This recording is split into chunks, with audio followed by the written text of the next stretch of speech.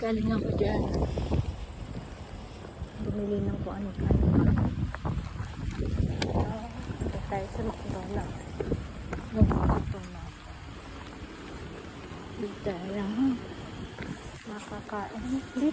Hindi ako pwede kumain pala dito kasi nag-grocery ako yung mga pinamili ko mabubulong.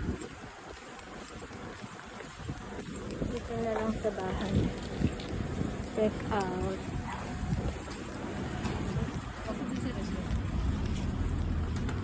Narabay sa pato. Uy. Ay, sarap.